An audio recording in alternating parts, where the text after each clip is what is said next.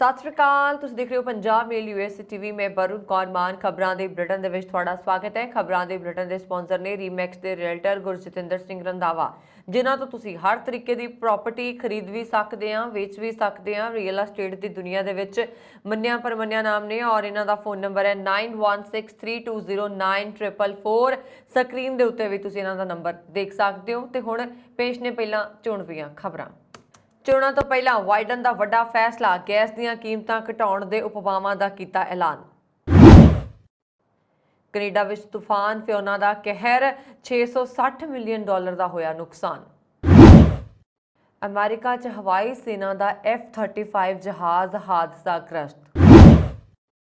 ਪਾਕਿਸਤਾਨ ਨੂੰ ਖਤਰਨਾਕ ਮੁਲਕ ਦੱਸ ਕੇ ਹੁਣ ਮੁੱਕਰਿਆ ਅਮਰੀਕਾ, ਦਿੱਤਾ ਸਪਸ਼ਟੀਕਰਨ। ਵਾਈਟ ਹਾਊਸ ਦੇ ਸਾਹਮਣੇ ਡਟਿਆ ਈਸਾਈ ਭਾਈਚਾਰਾ, ਅੰਮ੍ਰਿਤਪਾਲ ਸਿੰਘ ਖਿਲਾਫ ਕੀਤਾ ਪ੍ਰਦਰਸ਼ਨ। ਅਮਰੀਕਾ ਤੇ ਦੁਬਈ ਵਿੱਚ ਦੀਵਾਲੀ ਦੀ ਧੂਮ, ਗਹਿਣਿਆਂ ਦੀ ਖਰੀਦਦਾਰੀ ਦੁੱਗਣੀ ਤੇ ਸਕੂਲਾਂ 'ਚ ਵੀ ਛੁੱਟੀ। ਤੇ ਹੁਣ ਇਹਨਾਂ ਖਬਰਾਂ ਦਾ ਵਿਸਥਾਰ ਤੇ ਕੁਝ ਹੋਰ ਖਬਰਾਂ।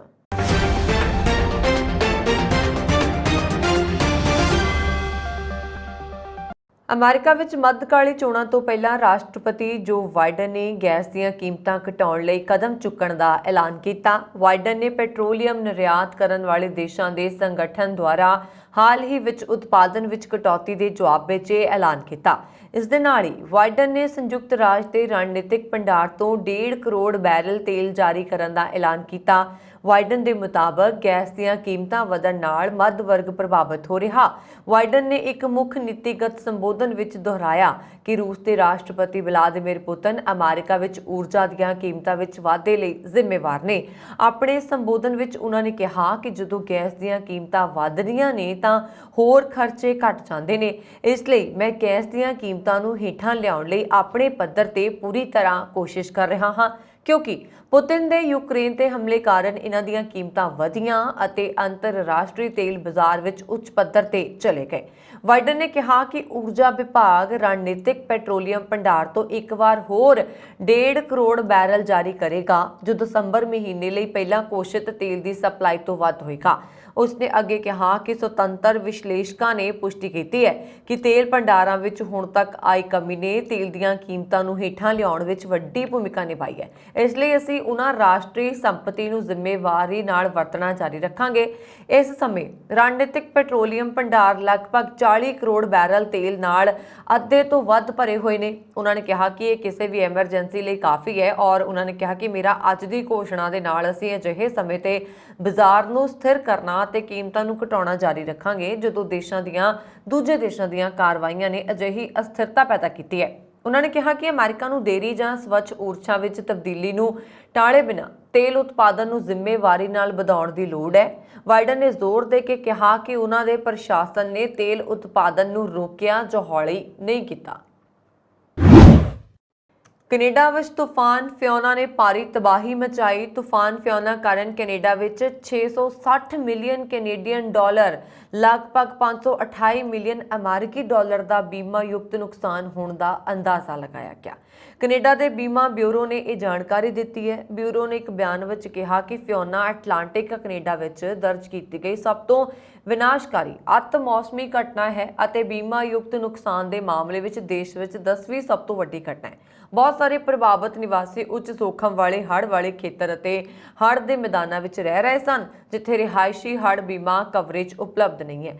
ਰਿਲੀਜ਼ ਦੇ ਅਨੁਸਾਰ ਨਤੀਜੇ ਵਜੋਂ ਇਸ ਤਬਾਹੀ ਲਈ ਬਹੁਤ ਜ਼ਿਆਦਾ ਖਰਚਾ ਸਰਕਾਰ ਦੁਆਰਾ ਸਹਿਣ ਕੀਤਾ ਜਾਏਗਾ। ਐਟਲਾਂਟਿਕ ਕੈਨੇਡਾ ਦੀ ਬੀਮਾ ਬਿਊਰੋ ਦੀ ਉਪ ਪ੍ਰਧਾਨ ਅਮਾਂਡਾ ਡੀਨ ਨੇ ਕਿਹਾ ਕਿ ਜਿਵੇਂ ਕਿ ਅਸੀਂ ਹਰੀਕੇਨ ਫਿਓਨਾ ਕਾਰਨ ਹੋਏ ਨੁਕਸਾਨ ਦੀ ਹੱਦ ਨੂੰ ਵੇਖਣਾ ਸ਼ੁਰੂ ਕਰਦੇ ਹਾਂ ਤਾਂ ਇਹ ਸਪਸ਼ਟ ਹੈ ਕਿ ਹੋਰ ਬਹੁਤ ਕੁਝ ਕਰਨ ਦੀ ਲੋੜ ਹੈ। ਲੰਬੇ ਸਮੇਂ ਤੱਕ ਚੱਲਣ ਵਾਲੇ ਅਤੇ ਸ਼ਕਤੀਸ਼ਾਲੀ ਤੂਫਾਨ ਨੇ ਸ਼ਨੀਵਾਰ 24 ਸਤੰਬਰ ਨੂੰ ਐਟਲਾਂਟਿਕ ਕੈਨੇਡਾ ਵਿੱਚ ਪਹਿਲੀ ਵਾਰ ਦਸਤਕ ਦਿੱਤੀ। ਐਟਲਾਂਟਿਕ ਕੈਨੇਡਾ ਅਤੇ ਪੂਰਬੀ ਕਿਊਬੈਕ ਵਿੱਚ 100 ਕਿਲੋਮੀਟਰ ਪ੍ਰਤੀ ਘੰਟਾ ਦੀ ਰਫ਼ਤਾਰ ਨਾਲ ਚੱਲਣ ਵਾਲੀਆਂ ਹਵਾਵਾਂ ਦੇ ਨਾਲ ਫਿਓਨਾ ਦੇ ਨਤੀਜੇ ਵਜੋਂ ਭਾਰੀ ਬਾਰਿਸ਼ ਦੇ ਨਾਲ ਜਾਨ ਮਾਲ ਦਾ ਨੁਕਸਾਨ ਹੋਇਆ। ਰਿਲੀਜ਼ ਵਿੱਚ ਕਿਹਾ ਗਿਆ ਹੈ ਕਿ ਵੱਡੀਆਂ ਲਹਿਰਾਂ, ਤੂਫਾਨ ਅਤੇ ਦਰਖਤ ਡਿੱਗਣ ਕਾਰਨ ਬਿਜਲੀ ਸਪਲਾਈ ਠੱਪ ਹੋ ਗਈ ਹੈ। 2008 ਤੋਂ ਪੂਰੇ ਕੈਨੇਡਾ ਵਿੱਚ ਗੰਭੀਰ ਮੌਸਮ ਦੇ ਬੀਮੇ ਦੇ ਦਾਅਵਿਆਂ ਵਿੱਚ 4 ਗੁਣਾ ਤੋਂ ਵੱਧ ਵਾਧਾ ਹੋਇਆ। ਦੇਸ਼ ਵਿੱਚ ਬੀਮਾ ਯੁਕਤ ਵਿਨਾਸ਼ਕਾਰੀ ਨੁਕਸਾਨਾਂ ਲਈ ਨਵਾਂ ਆਮ ਸਾਲਾਨਾ 2 ਮਿਲੀਅਨ ਕੈਨੇਡੀਅਨ ਡਾਲਰ ਯਾਨੀ ਕਿ ਲਗਭਗ 1.6 ਬਿਲੀਅਨ ਅਮਰੀਕੀ ਡਾਲਰ ਤੱਕ ਪਹੁੰਚ ਗਿਆ। ਅਮਰੀਕਾ ਦੇ ਓਟਾਹ ਸੂਬੇ ਵਿੱਚ ਹਿਲ 에ਅਰ ਫੋਰਸ ਬੇਸ ਦੇ ਰਨਵੇ ਉੱਤਰੀ ਸਿਰੇ ਤੇ ਇੱਕ F-35 ਜਹਾਜ਼ ਹਾਦਸਾਗ੍ਰਸਤ ਹੋ ਗਿਆ ਅਤੇ ਪਾਇਲਟ ਨੂੰ ਜਹਾਜ਼ ਤੋਂ ਬਾਹਰ ਕੱਢਣ ਤੋਂ ਬਾਅਦ ਹਸਪਤਾਲ ਵਿੱਚ ਭਰਤੀ ਕਰਵਾਇਆ ਗਿਆ। ਇਹ ਜਾਣਕਾਰੀ ਵੀਰਵਾਰ ਨੂੰ ਅਧਿਕਾਰੀਆਂ ਨੇ ਦਿੱਤੀ ਹੈ। ਇੱਕ ਟਵੀਟ ਵਿੱਚ 338ਵੇਂ ਫਾਈਟਰ ਵਿੰਗ ਨੇ ਕਿਹਾ ਕਿ ਹਾਦਸਾ ਬੁੱਧਵਾਰ ਸ਼ਾਮ ਨੂੰ ਵਾਪਰਿਆ ਜਦੋਂ ਅਣਪਛਾਤਾ ਪਾਇਲਟ ਇੱਕ ਰੂਟੀਨ ਸਿਖਲਾਈ ਮਿਸ਼ਨ ਤੇ ਸੀ। ਲੜਾਕੂ ਯੂਨਿਟ ਅਮਰੀਕੀ ਹਵਾਈ ਸੈਨਾ ਲਈ F-35 ਉਡਾਉਂਦੀ ਹੈ ਅਤੇ ਇਸ ਦਾ ਸੰਚਾਲਨ ਨੂੰ ਓਟਾਹ ਸੂਬੇ ਦੇ ਟੈਸਟ ਅਤੇ ਸਿਖਲਾਈ ਰੇਂਜ ਤੋਂ ਕਰਦੀ ਹੈ। ਟਵੀਟ ਦੇ ਮੁਤਾਬਕ ਬੁੱਧਵਾਰ ਸ਼ਾਮ ਲਗਭਗ 6:15 ਹਿਲ 에ਅਰ ਫੋਰਸ ਬੇਸ ਦੇ ਰਨਵੇ ਤੇ ਉੱਤਰੀ ਸਿਰੇ ਤੇ F-35 ਲਾਈਟਨਿੰਗ 2 ਜਹਾਜ਼ ਕ੍ਰੈਸ਼ ਹੋ ਗਿਆ। 에ਅਰ ਫੋਰਸ ਬੇਸ ਦੇ ਐਮਰਜੈਂਸੀ ਦਲ ਤੁਰੰਤ ਹਾਦਸੇ ਵਾਲੀ ਥਾਂ ਤੇ ਪਹੁੰਚੇ। ਪਾਇਲਟ ਨੂੰ ਬਾਹਰ ਕੱਢਿਆ ਗਿਆ ਅਤੇ ਜਾਂਚ ਲਈ ਸਥਾਨਕ ਮੈਡੀਕਲ ਸੈਂਟਰ ਭੇਜਿਆ ਗਿਆ। ਹਾਦਸੇ ਦੇ ਕਾਰਨਾਂ ਦਾ ਪਤਾ ਲਗਾਉਣ ਦੇ ਲਈ ਜਾਂਚ ਕੀਤੀ ਜਾਏਗੀ। ਹੋਰ ਜਾਣਕਾਰੀ ਪ੍ਰਾਪਤ ਹੋਣ ਤੇ ਸਾਂਝੀ ਵੀ ਕੀਤੀ ਜਾਏਗੀ। ਪਾਕਿਸਤਾਨ ਵਿੱਚ ਚੱਲ ਰਹੀ ਸਿਆਸੀ ਉਥਲ-ਪੁਥਲ ਦਰਮਿਆਨ ਅਮਰੀਕੀ ਰਾਸ਼ਟਰਪਤੀ ਜੋ ਬਾਈਡਨ ਦੇ ਬਿਆਨ ਨੇ ਅੱਗ ਤੇ ਤੇਲ ਪਾਉਣ ਦਾ ਕੰਮ ਕਰ ਦਿੱਤਾ। ਬਾਈਡਨ ਵੱਲੋਂ ਪਾਕਿਸਤਾਨ ਨੂੰ ਪਰਮਾਣੂ ਯੁਕਤ ਸਭ ਤੋਂ ਖਤਰਨਾਕ ਦੇਸ਼ ਦੱਸਣ ਤੋਂ ਬਾਅਦ ਪਾਕਿਸਤਾਨ ਦੇ ਨੇਤਾ, ਅਦਾਕਾਰਾਂ ਤੋਂ ਲੈ ਕੇ ਪੱਤਰਕਾਰਾਂ ਤੇ ਡਿਪਲੋਮੈਟਾਂ ਤੱਕ ਅਮਰੀਕਾ ਵਿਰੁੱਧ ਅੱਗ ਉਗਲ ਰਹੇ ਨੇ। ਪਾਕਿਸਤਾਨੀ ਸਰਕਾਰ ਨੇ ਅਮਰੀਕੀ ਰਾਜਦੂਤ ਨੂੰ ਤਲਬ ਕਰਕੇ ਆਪਣਾ ਇਤਰਾਜ਼ ਉਠਾਇਆ ਅਤੇ ਰਾਸ਼ਟਰਪਤੀ ਜੋ ਬਾਈਡਨ ਨੂੰ ਆਪਣੇ ਬਿਆਨ ਤੇ ਸਪਸ਼ਟੀਕਰਨ ਦੇਣ ਦੇ ਲਈ ਕਿਹਾ। ਇਸ ਦਬਾਅ ਤੋਂ ਬਾਅਦ ਅਮਰੀਕਾ ਦੀ ਸਥਿਤੀ ਉਲਟਦੀ ਨਜ਼ਰ ਆ ਰਹੀ ਹੈ। ਅਮਰੀਕੀ ਵਿਦੇਸ਼ ਵਿਭਾਗ ਦੇ ਬੁਲਾਰੇ ਵਿਦਾਂਤਾ ਪਟੇਲ ਨੇ ਇੱਕ ਬਿਆਨ ਜਾਰੀ ਕਰਕੇ ਇਸ ਮਾਮਲੇ ਦੀ ਜਾਣਕਾਰੀ ਦਿੱਤੀ ਹੈ। ਉਹਨਾਂ ਨੇ ਕਿਹਾ ਕਿ ਅਮਰੀਕਾ ਨੂੰ ਆਪਣੇ ਪਰਮਾਣੂ ਹਥਿਆਰਾਂ ਨੂੰ ਸੁਰੱਖਿਅਤ ਕਰਨ ਦੀ ਪਾਕਿਸਤਾਨ ਦੀ ਵਚਨਬੱਧਤਾ ਅਤੇ ਸਮਰੱਥਾ ਤੇ ਭਰੋਸਾ ਹੈ। ਬਾਈਡਨ ਪ੍ਰਸ਼ਾਸਨ ਨੇ ਕਿਹਾ ਕਿ ਅਮਰੀਕਾ ਸਾਰੇ ਖੇਤਰੀ ਅਤੇ ਗਲੋਬਲ ਅੱਤਵਾਦੀ ਖਤਰਿਆਂ ਨੂੰ ਖਤਮ ਕਰਨ ਦੇ ਲਈ ਪਾਕਿਸਤਾਨ ਦੇ ਸਹਿਯੋਗ ਦੀ ਉਮੀਦ ਕਰਦਾ ਹੈ। ਅਮਰੀਕਾ ਨੇ ਹਮੇਸ਼ਾ ਸੁਰੱਖਿਅਤ ਅਤੇ ਖੁਸ਼ਹਾਲ ਪਾਕਿਸਤਾਨ ਨੂੰ ਅਮਰੀਕੀ ਹਿੱਤਾਂ ਦੇ ਲਈ ਮਹੱਤਵਪੂਰਨ ਮੰਨਿਆ ਹੈ। ਅਮਰੀਕਾ ਪਾਕਿਸਤਾਨ ਨਾਲ ਆਪਣੇ ਲੰਬੇ ਸਮੇਂ ਤੋਂ ਚੱਲ ਰਹੇ ਸਹਿਯੋਗ ਨੂੰ ਵੀ ਮਹੱਤਵ ਦਿੰਦਾ ਹੈ। ਵਿਦੇਸ਼ ਮੰਤਰਾਲਾ ਦੇ ਉਪ ਬੁਲਾਰੇ ਵਿਦਾਂਤ ਪਟੇਲ ਨੇ ਇੱਥੇ ਪੱਤਰਕਾਰਾਂ ਨੂੰ ਕਿਹਾ ਕਿ ਪਾਕਿਸਤਾਨ ਵਰਗੇ ਕੁਝ ਦੇਸ਼ਾਂ ਨੇ ਅੱਤਵਾਦ ਦਾ ਸਾਹਮਣਾ ਕੀਤਾ ਹੈ ਅਤੇ ਉਹ TTP ਯਾਨੀ ਕਿ ਤਹਿਰੀਕੇ ਤਾਲਿਬਾਨ ਪਾਕਿਸਤਾਨ ਵਰਗੇ ਖੇਤਰੀ ਅਸਥਿਰਤਾ ਅਤੇ ਖੇਤਰੀ ਸੁਰੱਖਿਆ ਦੇ ਲਈ ਖਤਰਿਆਂ ਦਾ ਮੁਕਾਬਲਾ ਕਰਨ ਵਿੱਚ ਸਾਂਝੀ ਦਿਲਚਸਪੀ ਚਾਹੁੰਦੇ ਨੇ। ਉਹਨਾਂ ਨੇ ਕਿਹਾ ਕਿ ਅਸੀਂ ਪਾਕਿਸਤਾਨ ਦੇ ਨਾਲ ਅੱਤਵਾਦ ਵਿਰੁੱਧ ਮਜ਼ਬੂਤ ਸਾਂਝੇਦਾਰੀ ਚਾਹੁੰਦੇ ਹਾਂ। ਸਾਰੇ ਅੱਤਵਾਦੀਆਂ ਅਤੇ ਅੱਤਵਾਦੀ ਸਮੂਹਾਂ ਵਿਰੁੱਧ ਲਗਾਤਾਰ ਕਾਰਵਾਈ ਦੀ ਉਮੀਦ ਰੱਖਦੇ ਹਾਂ। ਅਸੀਂ ਸਾਰੇ ਖੇਤਰੀ ਅਤੇ ਗਲੋਬਲ ਅੱਤਵਾਦੀ ਖਤਰਿਆਂ ਨੂੰ ਖਤਮ ਕਰਨ ਲਈ ਸਹਿਯੋਗ ਦੀ ਉਮੀਦ ਰੱਖਦੇ ਹਾਂ। ਪਟੇਲ ਨੇ ਪਾਕਿਸਤਾਨ ਵਿੱਚ ਅਮਰੀਕੀ ਰਾਜਦੂਤ ਨੂੰ ਤਲਬ ਕੀਤੇ ਜਾਣ ਬਾਰੇ ਸਵਾਲਾਂ ਦਾ ਜਵਾਬ ਦੇਣ ਤੋਂ ਗੁਰੇਜ਼ ਕੀਤਾ। ਪਟੇਲ ਨੇ ਕਿਹਾ, ਮੇਰੇ ਕੋਲ ਕੋਈ ਖਾਸ ਜਾਣਕਾਰੀ ਨਹੀਂ ਹੈ। ਜਿਵੇਂ ਕਿ ਤੁਸੀਂ ਜਾਣਦੇ ਹੋ, ਅਮਰੀਕਾ ਨਿਯਮਿਤ ਅੰਤਰਾਲ ਤੇ ਪਾਕਿਸਤਾਨੀ ਅਧਿਕਾਰੀਆਂ ਨਾਲ ਗੱਲਬਾਤ ਕਰਦਾ ਹੈ ਅਤੇ ਪਾਕਿਸਤਾਨ ਵੀ ਅਜਿਹਾ ਹੀ ਕਰਦਾ ਹੈ। ਅੰਮ੍ਰਿਤਪਾਲ ਸਿੰਘ ਵੱਲੋਂ ਯਿਸੂ ਮਸੀਹ ਵਿਰੁੱਧ ਦਿੱਤੇ ਬਿਆਨ ਤੋਂ ਨਾਰਾਜ਼ ਜਿੱਥੇ ਪੰਜਾਬ ਦਾ ਈਸਾਈ ਭਾਈਚਾਰਾ ਸੜਕਾਂ ਤੇ ਉਤਰ ਰਿਹਾ, ਉੱਥੇ ਹੀ ਵਿਦੇਸ਼ਾਂ ਵਿੱਚ ਵੀ ਇਸ ਵਿਰੁੱਧ ਆਵਾਜ਼ ਚੁੱਕੀ ਜਾ ਰਹੀ ਹੈ। ਅਮਰੀਕਾ ਵਿੱਚ ਬਸਦੇ ਪੰਜਾਬੀ ਈਸਾਈ ਭਾਈਚਾਰੇ ਨੇ ਅੰਮ੍ਰਿਤਪਾਲ ਸਿੰਘ ਵਿਰੁੱਧ ਵਿਰੋਧ ਜਤਾਇਆ। ਉਹਨਾਂ ਨੇ ਵਾਈਟ ਹਾਊਸ ਦੇ ਸਾਹਮਣੇ ਇਕੱਠੇ ਹੋ ਕੇ ਵੱਡਾ ਰੋਸ ਮੁਜ਼ਾਹਰਾ ਕੀਤਾ। ਅਮਰੀਕੀ ਸਰਕਾਰ ਤੋਂ ਮੰਗ ਕੀਤੀ ਹੈ ਕਿ ਉਹ ਇਸ ਮਾਮਲੇ ਵਿੱਚ ਤੁਰੰਤ ਦਖਲ ਦੇਵੇ ਤਾਂ ਜੋ ਪੰਜਾਬ ਵਿੱਚ ਈਸਾਈ ਭਾਈਚਾਰੇ ਦੇ ਲੋਕਾਂ ਦੀ ਰੱਖਿਆ ਕੀਤੀ ਜਾਏ। ਦੁਨੀਆ ਭਰ ਵਿੱਚ ਦੀਵਾਲੀ ਦਾ ਜਸ਼ਨ ਸ਼ੁਰੂ ਹੋ ਚੁੱਕਿਆ ਹੈ। ਅਮਰੀਕਾ ਅਤੇ ਦੁਬਈ ਵਿੱਚ ਵੀ ਦੀਵਾਲੀ ਦਾ ਜਸ਼ਨ ਮਨਾਉਣ ਦੀਆਂ ਤਿਆਰੀਆਂ ਸ਼ੁਰੂ ਹੋ ਗਈਆਂ ਨੇ। ਅਮਰੀਕਾ ਵਿੱਚ ਹਿੰਦੂ ਮੰਦਿਰ ਖਾਸ ਕਰਕੇ ਦੇਵੀ ਲక్ష్ਮੀ ਦੇ ਮੰਦਿਰਾਂ ਨੂੰ ਸਜਾਇਆ ਗਿਆ। ਵਾਈਟ ਹਾਊਸ ਵਿੱਚ ਵੀ 24 ਅਕਤੂਬਰ ਨੂੰ ਰਾਸ਼ਟਰਪਤੀ ਬਾਈਡਨ ਦੀਵਾਲੀ ਮਨਾਉਣਗੇ। ਇਸ ਵਿਚਕਾਰ ਦੱਖਣੀ ਏਸ਼ੀਆਈ ਬਾਜ਼ਾਰਾਂ ਵਿੱਚ ਖਰੀਦਦਾਰੀ ਲਈ ਭੀੜ ਵੱਧ ਗਈ ਹੈ। ਭਾਰਤੀ ਮੂਲ ਦੇ ਲੋਕਾਂ ਦੇ ਇਲਾਵਾ ਅਮਰੀਕੀ ਭਾਈਚਾਰਾ ਵੀ ਖਰੀਦਦਾਰੀ ਲਈ ਪਹੁੰਚ ਗਿਆ। ਡਿਜ਼ਨੀ ਐਡਵੈਂਚਰ ਪਾਰਕ ਵਿੱਚ ਦੀਵਾਲੀ ਸਮਾਰੋਹ 'ਚ ਭਾਰਤੀ ਨਾਚ ਅਤੇ ਬਾਲੀਵੁੱਡ ਡਾਂਸ ਪਾਰਟੀ ਹੋਏਗੀ। ਟਾਈਮ ਸਕੁਆਇਰ ਤੇ ਦੀਵਾਲੀ ਮਨਾਉਣ ਦਾ ਵਿਚਾਰ ਨੀਤਾ ਪਸੀਨ ਦਾ ਹੈ। ਉਹਨਾਂ ਦੀ ਫਰਮ ਹੀ ਟਾਈਮਜ਼ ਸਕੁਆਇਰ ਦੀ ਮਾਰਕੀਟਿੰਗ ਦੇਖਦੀ ਹੈ। ਪਸੀਨ ਨੇ ਕਿਹਾ ਕਿ ਇਸ ਸਾਲ ਅਸੀਂ ਮਸ਼ਹੂਰ ਇਵੈਂਟ ਕਲਰਜ਼ ਆਫ ਇੰਡੀਆ ਨੂੰ ਵਾਪਸ ਲਿਆ ਰਹੇ ਹਾਂ। ਕਈ ਕਲਾਕਾਰ ਇੱਥੇ ਪੇਸ਼ਕਾਰੀ ਦੇਣਗੇ। ਇਸ ਦੇ ਜ਼ਰੀਏ ਭਾਰਤ ਦੀ ਖੁਸ਼ਹਾਲ ਸੰਸਕ੍ਰਿਤੀ, ਵਿਰਾਸਤ, ਕਲਾ ਅਤੇ ਵਿਭਿੰਨਤਾ ਦੁਨੀਆ ਨੂੰ ਦਿਖਾਈ ਜਾਏਗੀ। ਟੈਕਸਾਸ ਵਿੱਚ ਸੈਨ ਐਂਟੋਨੀਓ ਵਿੱਚ ਸਭ ਤੋਂ ਵੱਡਾ ਉਤਸਵ ਹੋਏਗਾ। ਇਹਨਾਂ ਵਿੱਚ 15,000 ਤੋਂ ਵੱਧ ਲੋਕ ਸ਼ਾਮਲ ਹੋਣਗੇ। ਇਸ ਵਾਰ ਬਲਦੀਆਂ ਮੋਮਬੱਤੀਆਂ ਨੂੰ ਸੈਨ ਐਂਟੋਨੀਓ ਨਦੀ ਵਿੱਚ ਪ੍ਰਵਾਹਿਤ ਕੀਤਾ ਜਾਏਗਾ। ਨਿਊਯਾਰਕ ਦੇ ਰੂਬਨ ਮਿਊਜ਼ੀਅਮ ਵਿੱਚ ਰਾਗਾਸ ਲਾਈਵ ਫੈਸਟੀਵਲ 'ਚ 50 ਤੋਂ ਵੱਧ ਭਾਰਤੀ ਸ਼ਾਸਤਰੀ ਸੰਗੀਤਕਾਰ ਸ਼ਾਮਲ ਹੋਣਗੇ। ਸੂਰਜ ਨਿਕਲਣ ਤੇ ਲੋਕ ਪੂਜਾ ਕਰਦੇ ਨੇ। ਉੱਤਰੀ ਕੈਰੋਲੀਨਾ, ਨਿਊਯਾਰਕ ਵਿੱਚ, ਕੁਈਨਜ਼, ਸਿਐਟਲ, ਵਰਜੀਨੀਆ ਦੇ ਹੋਰ ਵੱਡੇ ਸ਼ਹਿਰਾਂ ਵਿੱਚ ਵੀ ਦੀਵਾਲੀ ਮਨਾਈ ਜਾਏਗੀ।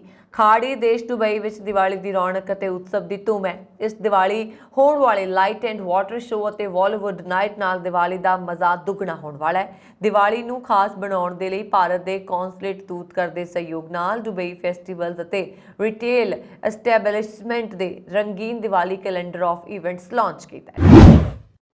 ਅਗਲੇ ਸਾਲ ਤੋਂ ਨਿਊਯਾਰਕ ਵਿੱਚ ਦੀਵਾਲੀ ਮੌਕੇ ਜਨਤਕ ਛੁੱਟੀ ਦਾ ਐਲਾਨ ਕੀਤਾ ਜਾਏਗਾ। ਸਿਟੀ ਮੇਅਰ ਐਰਿਕ ਐਮਸ ਦਾ ਕਹਿਣਾ ਹੈ ਕਿ ਇਹ ਸ਼ਹਿਰ ਦੀ ਸਮੁੱਚਤਾ ਬਾਰੇ ਇੱਕ ਸੁਨੇਹਾ ਭੇਜੇਗਾ। ਨਾਲ ਹੀ ਬੱਚੇ ਰੋਸ਼ਨੀ ਦੇ ਇਸ ਤਿਉਹਾਰ ਦੀ ਮਹੱਤਤਾ ਨੂੰ ਸਮਝ ਸਕਣਗੇ। ਐਂਦਮਸ ਨੇ ਨਿਊਯਾਰਕ ਅਸੈਂਬਲੀ ਮੈਂਬਰ ਜੈਨੀਫਰ ਰਾਜਕੁਮਾਰ ਤੇ ਨਿਊਯਾਰਕ ਸਿਟੀ ਸਕੂਲ ਦੇ ਚਾਂਸਲਰ ਡੇਵਿਡ ਬੈਂਕੇਸ ਦੀ ਮੌਜੂਦਗੀ 'ਚ ਕਿਹਾ ਕਿ ਉਹਨਾਂ ਨੇ ਮੁਹਿੰਮ ਦੌਰਾਨ ਦੀਵਾਲੀ ਦੇ ਤਿਉਹਾਰ ਬਾਰੇ ਬਹੁਤ ਕੁਝ ਸਿੱਖਿਆ। ਐਮਸ ਨੇ ਕਿਹਾ ਕਿ ਉਹ ਦੀਵਾਲੀ ਨੂੰ ਜਨਤਕ ਛੁੱਟੀ ਘੋਸ਼ਿਤ ਕਰਕੇ ਨਿਊਯਾਰਕ ਸਿਟੀ ਵਿੱਚ ਰਹਿਣ ਵਾਲਿਆਂ ਨੂੰ ਸੰਦੇਸ਼ ਦੇਣਾ ਚਾਹੁੰਦੇ ਸੀ, ਜੋ ਇਸ ਮੌਕੇ ਨੂੰ ਤਿਉਹਾਰ ਵਜੋਂ ਮਨਾਉਂਦੇ ਨੇ। ਨਿਊਯਾਰਕ ਵਿੱਚ ਭਾਰਤ ਦੇ ਕੌਂਸਲ ਜਨਰਲ ਰਣਧੀਰ ਜਸਵਾਲ ਨੇ ਦੀਵਾਲੀ ਨੂੰ ਜਨਤਕ ਛੁੱਟੀ ਘੋਸ਼ਿਤ ਕਰਨ ਲਈ ਐਮਸ ਦਾ ਧੰਨਵਾਦ ਕੀਤਾ। ਨਿਊਜ਼ ਏਜੰਸੀ PTI ਨਾਲ ਗੱਲਬਾਤ ਕਰਦਿਆਂ ਜਸਵਾਲ ਨੇ ਕਿਹਾ ਕਿ ਭਾਰਤੀ ਅਮਰੀਕੀ ਭਾਈਚਾਰਾ ਲੰਬੇ ਸਮੇਂ ਤੋਂ ਦੀਵਾਲੀ ਤੇ ਛੁੱਟੀ ਦੀ ਮੰਗ ਕਰ ਰਿਹਾ ਸੀ। ਨਿਊਯਾਰਕ ਵਿੱਚ ਭਾਰਤੀ ਤਿਉਹਾਰਾਂ ਨੂੰ ਮਾਨਤਾ ਦੇਣ ਦੇ ਨਾਲ ਵਿਭਿੰਨਤਾ ਅਤੇ ਬਹੁਲਵਾਦ ਨੂੰ ਡੂੰਘਾ ਅਰਥ ਮਿਲਦਾ ਹੈ। ਇਹ ਜੀਵਨ ਦੇ ਹਰ ਖੇਤਰ ਦੇ ਲੋਕਾਂ ਨੂੰ ਲੋਕਾਚਾਰ ਅਤੇ ਵਿਰਾਸਤ ਦਾ ਅਨੁਭਵ ਕਰਨ ਦੇ ਯੋਗ ਬਣਾਏਗਾ। ਮਾਈਕਰੋਸਾਫਟ ਦੇ CEO ਸਤਿਆ ਨਡੇਲਾ ਨੇ ਕਿਹਾ ਕਿ ਉਹਨਾਂ ਨੂੰ ਭਾਰਤ ਦੇ ਤੀਜੇ ਸਭ ਤੋਂ ਵੱਡੇ ਨਾਗਰਿਕ ਸਨਮਾਨ ਪਦਮ ਭੂਸ਼ਣ ਨਾਲ ਸਨਮਾਨਿਤ ਕੀਤਾ ਜਾਣਾ ਉਹਨਾਂ ਲਈ ਬਹੁਤ ਮਾਣ ਵਾਲੀ ਗੱਲ ਹੈ। ਉਹ ਪੂਰੇ ਭਾਰਤ ਵਿੱਚ ਲੋਕਾਂ ਦੇ ਨਾਲ ਕੰਮ ਜਾਰੀ ਰੱਖਣਾ ਚਾਹੁੰਦੇ ਨੇ। ਉਹ ਤਕਨੀਕ ਦਾ ਇਸਤੇਮਾਲ ਕਰਕੇ ਜ਼ਿਆਦਾ ਤੋਂ ਜ਼ਿਆਦਾ ਹਾਸਲ ਕਰਨ ਵਿੱਚ ਭਾਰਤੀਆਂ ਦੀ ਮਦਦ ਕਰਦੇ ਰਹਿਣਗੇ। ਨਡੇਲਾ ਅਗਲੇ ਸਾਲ ਜਨਵਰੀ ਵਿੱਚ ਭਾਰਤ ਆਉਣ ਦੀ ਯੋਜਨਾ ਵੀ ਬਣਾ ਰਹੇ ਨੇ। ਸਾਨ ਫਰਾਂਸਿਸਕੋ ਵਿੱਚ ਭਾਰਤ ਦੇ ਮਹਾਵਣਜ ਦੂਤ ਡਾਕਟਰ DV ਨਗੇਂਦਰ ਪ੍ਰਸਾਦ ਨੇ ਪਿਛਲੇ ਹਫ਼ਤੇ ਨਡੇਲਾ ਨੂੰ ਰਸਮੀ ਤੌਰ ਤੇ ਪਦਮ ਭੂਸ਼ਣ ਸਨਮਾਨ ਸੌਂਪਿਆ। ਇਸ ਸਾਲ ਦੇ ਸ਼ੁਰੂ ਵਿੱਚ ਜਾਰੀ ਪਦਮ ਸਨਮਾਨ ਨਾਲ ਸਨਮਾਨਿਤ ਕੀਤੇ ਜਾਣ ਵਾਲੇ 17 ਲੋਕਾਂ ਦੀ ਸੂਚੀ ਵਿੱਚ ਮਾਈਕਰੋਸਾਫਟ ਦੇ 55 ਸਾਲਾ CEO ਦਾ ਨਾਮ ਵੀ ਸ਼ਾਮਲ ਸੀ। ਪਦਮ ਸਨਮਾਨ ਸਵੀਕਾਰ ਕਰਦੇ ਹੋਏ ਨਡੇਲਾ ਨੇ ਕਿਹਾ ਕਿ ਪਦਮ ਭੂਸ਼ਣ ਸਨਮਾਨ ਪ੍ਰਾਪਤ ਕਰਨਾ ਅਤੇ ਅਣਗਿਣਤ ਅਸਾਧਾਰਨ ਲੋਕਾਂ ਦੇ ਨਾਲ ਪਛਾਣਿਆ ਜਾਣਾ ਸਨਮਾਨ ਦੀ ਗੱਲ ਹੈ। ਮੈਂ ਭਾਰਤ ਦੇ ਰਾਸ਼ਟਰਪਤੀ, ਪ੍ਰਧਾਨ ਮੰਤਰੀ ਅਤੇ ਉੱਥੋਂ ਦੀ ਜਨਤਾ ਦਾ ਧੰਨਵਾਦ ਕਰਦਾ ਹਾਂ। ਮੈਂ ਹੋਰ ਵੱਧ ਹਾਸਲ ਕਰਨ ਲਈ ਤਕਨੀਕ ਦੇ ਇਸਤੇਮਾਲ ਵਿੱਚ ਪੂਰੇ ਭਾਰਤ ਦੇ ਲੋਕਾਂ ਦੇ ਨਾਲ ਕੰਮ ਜਾਰੀ ਰੱਖਣ ਦੀ ਦਿਸ਼ਾ ਵਿੱਚ ਤਤਪਰ ਰਹਾਂਗਾ। ਅਮਰੀਕਾ ਨੇ ਕਿਹਾ ਹੈ ਕਿ ਪੁਲਿਤਜ਼ਰ ਪੁਰਸਕਾਰ ਜੇਤੂ ਕਸ਼ਮੀਰੀ ਪੱਤਰਕਾਰ ਸਨਾ ਇਰਸ਼ਾਦ ਮੱਟੂ ਨੂੰ ਕਥਿਤ ਤੌਰ ਤੇ ਦੇਸ਼ ਦੀ ਯਾਤਰਾ ਕਰਨ ਤੋਂ ਰੋਕਣ ਦੀਆਂ ਰਿਪੋਰਟਾਂ ਤੋਂ ਉਹ ਵਾਕਫ ਹੈ। ਮੱਟੂ ਨੇ ਮੰਗਲਵਾਰ ਨੂੰ ਕਿਹਾ ਸੀ ਕਿ ਉਸ ਨੂੰ ਵਕਾਰੀ ਪੁਰਸਕਾਰ ਲੈਣ ਲਈ ਦਿੱਲੀ ਦੇ ਇੰਦਰਾ ਗਾਂਧੀ ਅੰਤਰਰਾਸ਼ਟਰੀ ਹਵਾਈ ਅੱਡੇ ਤੇ ਅਮਰੀਕਾ ਜਾਣ ਤੋਂ ਰੋਕ ਦਿੱਤਾ ਗਿਆ ਸੀ। ਵਿਦੇਸ਼ ਮੰਤਰਾਲਾ ਦੇ ਤਰਜਮਾਨ ਵੇਦਾਂਤ ਪਟੇਲ ਨੇ ਰੋਜ਼ਾਨਾ ਨਿਊਜ਼ ਕਾਨਫਰੰਸ ਨੂੰ ਦੱਸਿਆ, ਅਸੀਂ ਰਿਪੋਰਟਾਂ ਤੋਂ ਜਾਣੂ ਹਾਂ ਕਿ ਮੱਟੂ ਨੂੰ ਅਮਰੀਕਾ ਦੀ ਯਾਤਰਾ ਕਰਨ ਤੋਂ ਰੋਕਿਆ ਜਾ ਰਿਹਾ ਅਤੇ ਅਸੀਂ ਇਹਨਾਂ ਘਟਨਾਵਾਂ ਦੀ ਨੇੜਿਓਂ ਨਿਗਰਾਨੀ ਕਰ ਰਹੇ ਹਾਂ।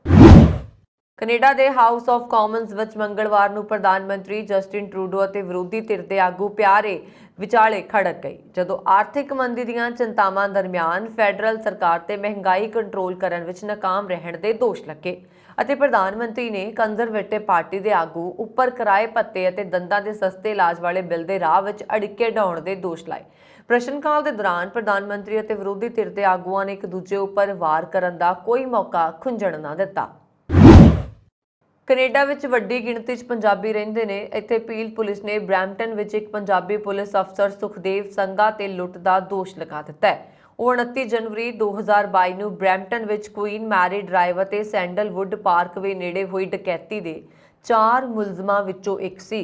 ਸੰਘਾ ਇੱਕ ਕਾਂਸਟੇਬਲ ਸੀ ਅਤੇ ਪਿਛਲੇ 2 ਸਾਲਾਂ ਤੋਂ ਪੀਲ ਪੁਲਿਸ ਵਿੱਚ ਕੰਮ ਕਰ ਰਿਹਾ ਸੀ। ਇੱਕ ਪੰਜਾਬੀ ਪਰਿਵਾਰ ਨਾਲ ਸੰਬੰਧਿਤ ਹੋਣ ਕਾਰਨ ਉਸਨੇ ਪੂਰੇ ਭਾਈਚਾਰੇ ਦਾ ਨਾਮ ਸਮਾਜ ਵਿੱਚ ਖਰਾਬ ਕੀਤਾ ਹੈ।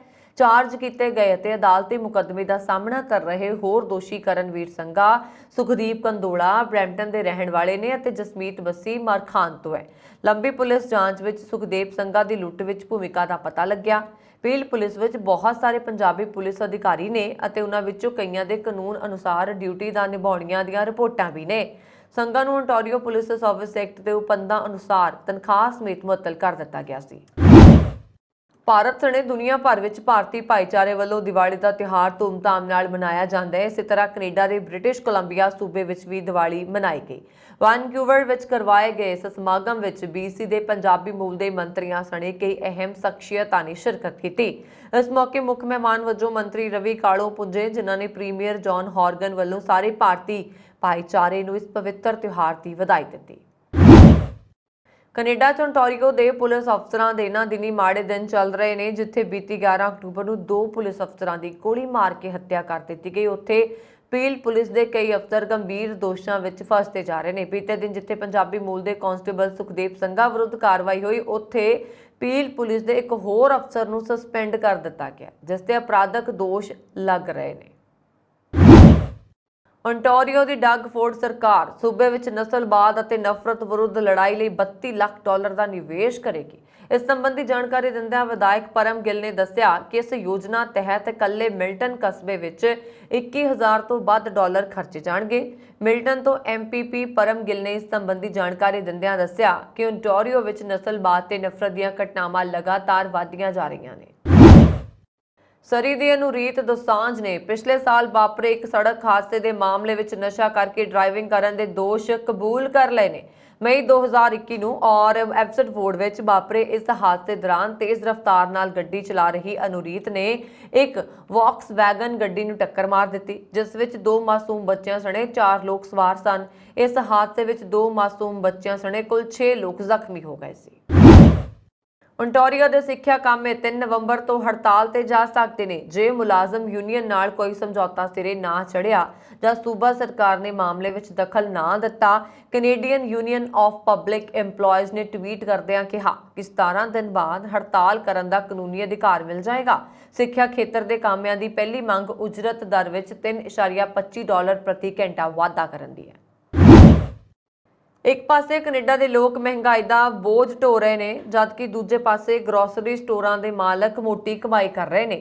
ਇਸ ਰੁਝਾਨ ਨੂੰ ਠੱਲ ਪਾਉਣ ਲਈ ਗਰੋਸਰੀ ਸਟੋਰਾਂ ਵੱਲੋਂ ਖੱਟੇ ਮੁਨਾਫੇ ਦੀ ਪੜਤਾਲ ਕਰਵਾਉਣ ਬਾਬਤ ਜਗਮੀਤ ਸਿੰਘ ਦੀ ਅਗਵਾਈ ਵਾਲੀ NDP ਵੱਲੋਂ ਲਿਆਂਦੇ ਮਤੇ ਨੂੰ ਪਾਰਟੀ ਹੱਦਾਂ ਤੋਂ ਉੱਪਰ ਉੱਠ ਕੇ ਹਮਾਇਤ ਮਿਲੀ। NDP ਦਾ ਮਤਾ ਕਹਿੰਦਾ ਹੈ ਵੱਡੀਆਂ ਕੰਪਨੀਆਂ ਦੇ ਲਾਲਚ ਸਦਕਾ ਹੀ ਮਹਿੰਗਾਈ ਆਸਮਾਨ ਚੜ੍ਹੀ ਹੈ। ontario ਦੇ ਪ੍ਰੀਮੀਅਰ ਡਗ ਫੋਰਡ ਨੇ ਪ੍ਰਦਰਸ਼ਨਕਾਰੀਆਂ ਨੂੰ ਖਦੇੜਨ ਦੇ ਲਈ ਐਮਰਜੈਂਸੀ ਐਕਟ ਦੀ ਵਰਤੋਂ ਕਰਨ ਦੇ ਮਾਮਲੇ ਵਿੱਚ ਪ੍ਰਧਾਨ ਮੰਤਰੀ ਜਸਟਿਨ ਟਰੂਡੋ ਦੀ ਅਗਵਾਈ ਵਾਲੀ ਫੈਡਰਲ ਸਰਕਾਰ ਦਾ ਸਮਰਥਨ ਕੀਤਾ ਹੈ। ਉਹਨਾਂ ਦਾ ਕਹਿਣਾ ਹੈ ਕਿ ਸਰਕਾਰ ਨੇ ਦਹਿਸ਼ਤ ਫੈਲਾ ਰਹੇ ਪ੍ਰਦਰਸ਼ਨਕਾਰੀਆਂ ਨੂੰ ਹਟਾਉਣ ਲਈ ਇਹ ਬਿਲਕੁਲ ਸਹੀ ਕਦਮ ਚੁੱਕਿਆ ਸੀ। ਹਾਲਾਂਕਿ ਐਮਰਜੈਂਸੀ ਐਕਟ ਦੀ ਵਰਤੋਂ ਬਾਰੇ ਜਾਂਚ ਸੰਬੰਧੀ ਜਮ੍ਹਾਂ ਕਰਵਾਏ ਦਸਤਾਵੇਜ਼ਾਂ ਮੁਤਾਬਕ ਸੂਬਾ ਸਰਕਾਰ ਨੇ ਇਸ ਜਾਂਚ ਵਿੱਚ ਸਿੱਧੇ ਤੌਰ ਤੇ ਸ਼ਾਮਲ ਹੋਣ ਤੋਂ ਇਨਕਾਰ ਕਰ ਦਿੱਤਾ। ਕੈਨੇਡਾ ਦਾ ਹੈਲਥ ਕੇਅਰ ਸੈਕਟਰ ਮੁੜ ਗੰਭੀਰ ਸੰਕਟ ਦੇ ਦਰਵਾਜ਼ੇ ਤੇ ਪੁੱਜ ਗਿਆ। ਇੱਕ ਪਾਸੇ ਹੈਲਥ ਕੇਅਰ ਵਰਕਰਾਂ ਦੀ ਕਮੀ ਕਾਰਨ ਐਮਰਜੈਂਸੀ ਰੂਮ ਬੰਦ ਹੋ ਰਹੇ ਨੇ, ਜਦਕਿ ਦੂਜੇ ਪਾਸੇ ਪਿਛਲੇ ਦਿਨੀ ਕਰੋਨਾ ਮਰੀਜ਼ਾਂ ਦੀ ਗਿਣਤੀ ਵਧਣੀ ਸ਼ੁਰੂ ਹੋ ਗਈ ਹੈ ਤੇ ਸਰਦ ਰੁੱਤ ਸ਼ੁਰੂ ਹੋਣ ਵਾਲੀ ਹੈ। ਤੀਜੀ ਮਾਰ ਓਮਿਕਰੋਨ ਦਾ ਨਵਾਂ ਸਬ ਵੇਰੀਐਂਟ ਕਰ ਰਿਹਾ, ਜੋ ਹਰ ਦਵਾਈ ਨੂੰ ਬੇਅਸਰ ਕਰ ਸਕਦਾ ਹੈ। ਪਬਲਿਕ ਹੈਲਥ ਏਜੰਸੀ ਦੇ ਮੁਤਾਬਕ 15 ਸਤੰਬਰ ਤੋਂ 15 ਅਕਤੂਬਰ ਦਰਮਿਆਨ ਕੈਨੇਡਾ ਦੇ ਹਸਪੀਟਲਸ ਵਿੱਚ ਰੋਜ਼ਾਨਾ 4700 ਕਰੋਨਾ ਮਰੀਜ਼ ਦਾਖਲ ਹੋਏ, ਜਦਕਿ ਪਿਛਲੇ ਸਾਲ ਇਸ ਸਮੇਂ ਦੌਰਾਨ ਕੇਵਲ 2000 ਮਰੀਜ਼ ਦਾਖਲ ਹੋ ਰਹੇ ਸਨ। ਕੈਨੇਡਾ ਦੇ ਬ੍ਰਿਟਿਸ਼ ਕੋਲੰਬੀਆ ਸੂਬੇ ਦੇ ਸ਼ਹਿਰ ਐਬਸਟਫੋਰਡ ਨਿਵਾਸੀ ਪੰਜਾਬਣ ਅਧਿਆਪਕਾ ਨਰਲੇਪ ਕੌਰ ਸਿੱਧੂ ਤੇ ਓਕਲਾਗਨ ਨਿਵਾਸੀ ਰੁਪਿੰਦਰ ਕੌਰ ਔਜਲਾ ਨੂੰ ਸਿੱਖਿਆ ਦੇ ਖੇਤਰ ਵਿੱਚ ਸਰਵਉੱਚ ਸੂਬਾ ਪੱਧਰੀ ਸਨਮਾਨ premier's award for excellence in education ਨਾਲ ਸਨਮਾਨਿਤ ਕੀਤਾ ਗਿਆ। ਇਸ ਸਰਵਉੱਚ ਸਨਮਾਨ ਲਈ ਵੱਖ-ਵੱਖ 10 ਸ਼੍ਰੇਣੀਆਂ ਵਾਸਤੇ ਸੂਬੇ ਭਰ ਚੋਂ 113 ਬਿਨੇਕਾਰਾਂ ਨੇ ਅਰਜ਼ੀਆਂ ਦਿੱਤੀਆਂ ਸਨ, ਜਿਨ੍ਹਾਂ ਚੋਂ 34 ਫਾਈਨਲਿਸਟ ਚੁਣੇ ਗਏ ਸਨ ਤੇ 10 ਅਧਿਆਪਕ ਜੇਤੂ ਰਹੇ। ਐਲੀਸਨ ਐਲੀਮੈਂਟਰੀ ਸਕੂਲ ਸੈਂਟਰਲ ਓਕਲਾਗਨ ਦੀ ਅਧਿਆਪਕਾ ਰੁਪਿੰਦਰ ਕੌਰ ਔਜਲਾ ਨੂੰ ਆਊਟਸਟੈਂਡਿੰਗ ਨਿਊ ਟੀਚਰ ਤੇ ਯੂਜ਼ਨ ਰੀਮਰ ਸਕੂਲ ਐਬਸਟਫੋਰਡ ਦੀ ਅਧਿਆਪਕਾ ਨਰਲੇਪ ਕੌਰ ਸਿੱਧੂ ਨੂੰ ਸੋਸ਼ਲ ਇਕੁਐਲਿਟੀ ਐਂਡ ਡਾਇਵਰਸਿਟੀ ਸ਼੍ਰੇਣੀ ਵਿੱਚ ਇਹ ਸਨਮਾਨ ਮਿਲਿਆ, ਜਦਕਿ ਆਰਈ ਮਾਊਂਟੇਨ ਸੈਕੰਡਰੀ ਸਕੂਲ ਲੈਂਗਲੀ ਵਿਖੇ ਸਮਾਜਿਕ ਨਿਆਂ ਵਿਭਾਗ ਦੀ ਮੁਖੀ ਬਲਰੂਪ ਕੌਰ ਧਨੋਆ ਤੇ ਜ਼ੋਹਨ ਓਲੀਵਰ ਸੈਕੰਡਰੀ ਸਕੂਲ ਵੈਨਕੂਵਰ ਦੀ ਅਧਿਆਪਕਾ ਅਲੀਸ਼ਾ ਪ੍ਰਾਸ਼ਰ ਫਾਈਨਲਿਸਟ ਚੁਣੀਆਂ ਗਈਆਂ। ਭਾਰਤ ਵਿੱਚ ਜਨਮੇ Kuldeep Singh Sahota house of Lords ਵਿੱਚ ਲੇਬਰ ਬੈਂਚ ਵਿੱਚ ਦਸਤਾਰ ਸਜਾਉਣ ਵਾਲੇ ਪਹਿਲੇ ਲੇਬਰ ਪੀਅਰ ਅਤੇ ਇਕਲੌਤੇ ਸਿੱਖ ਬਣ ਗਏ ਨੇ। 71 ਸਾਲ ਦੇ ਸਹੋਤਾ ਜਿਨ੍ਹਾਂ ਨੇ 2001 ਤੋਂ 21 ਸਾਲਾਂ ਤੱਕ ਟੈਲਫੋਰਡ ਅਤੇ ਰੈਕਨ ਕੌਂਸਲ ਵਿੱਚ ਕੌਂਸਲਰ ਵਜੋਂ ਸੇਵਾ ਨਿਭਾਈ ਨੂੰ ਲੇਬਰ ਪਾਰਟੀ ਦੇ ਨੇਤਾ ਸਰ ਕੀਰ ਸਟਾਰਮਰ ਦੁਆਰਾ ਨਾਮਜ਼ਦ ਕੀਤਾ ਗਿਆ ਸੀ ਅਤੇ ਇਸ ਤਰ੍ਹਾਂ ਉਹਨਾਂ ਨੂੰ ਲਾਰਡ ਸਹੋਤਾ ਵਜੋਂ ਸੰਬੋਧਿਤ ਕੀਤਾ ਜਾਏਗਾ।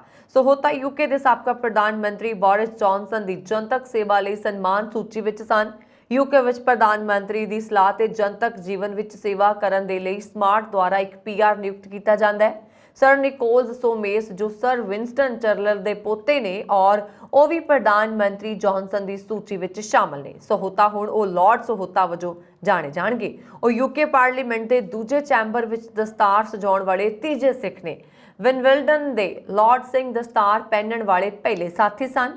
ਉਹਨਾਂ ਨੂੰ 2011 ਵਿੱਚ ਇੱਕ ਕ੍ਰਾਸ ਬੈਂਚ ਲਾਈਫ ਪੀਆਰ ਬਣਾਇਆ ਗਿਆ ਸੀ ਅਤੇ ਲਾਰਡ ਸੂਰੀ ਦੂਜੇ ਸਥਾਨ ਤੇ ਸੀ ਜਦੋਂ ਉਸ ਨੂੰ 2014 ਵਿੱਚ ਕੰਜ਼ਰਵੇਟਿਵ ਲਾਈਫ ਪੀਆਰ ਬਣਾਇਆ ਗਿਆ ਸੀ।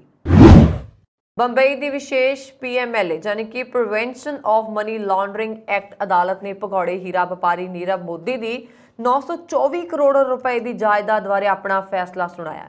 ਅਦਾਲਤ ਨੇ ਈਡੀ ਨੂੰ ਨੀਰਵ ਮੋਦੀ ਦੀਆਂ 500 ਕਰੋੜ ਰੁਪਏ ਦੀਆਂ 39 ਜਾਇਦਾਦਾਂ ਕੁਰਕ ਕਰਨ ਦੀ ਆਗਿਆ ਦੇ ਦਿੱਤੀ ਹੈ, ਜਦਕਿ ਪੰਜਾਬ ਨੈਸ਼ਨਲ ਬੈਂਕ ਨੂੰ ਨੀਰਵ ਮੋਦੀ ਅਤੇ ਉਸ ਦੀਆਂ ਕੰਪਨੀਆਂ ਦੀਆਂ 9 ਜਾਇਦਾਦਾਂ ਦਾ ਹੱਕ ਦਿੱਤਾ ਗਿਆ। ਇਹ 424 ਕਰੋੜ ਰੁਪਏ ਦੀਆਂ ਜਾਇਦਾਦਾਂ ਬੈਂਕ ਕੋਲ ਗਿਰਵੀ ਰੱਖੀਆਂ ਹੋਈਆਂ ਸਨ। ਬੈਂਕ ਨੇ ਇਹਨਾਂ ਤੇ ਦਾਅਵਾ ਕਰਦੇ ਹੋਏ ਅਦਾਲਤ ਵਿੱਚ ਪਟੀਸ਼ਨ ਦਾਇਰ ਕੀਤੀ ਸੀ। ਇਸ ਵਿੱਚ ਨਿਊਯਾਰਕ ਦੇ ਸੈਂਟਰਲ ਪਾਰਕ ਦੀ ਜਾਇਦਾਦ, ਬੈਂਕ ਖਾਤੇ, ਗਹਿਣੇ ਅਤੇ ਘੜੀਆਂ ਸਮੇਤ ਕੀਮਤੀ ਸਮਾਨ ਸ਼ਾਮਲ ਹੈ।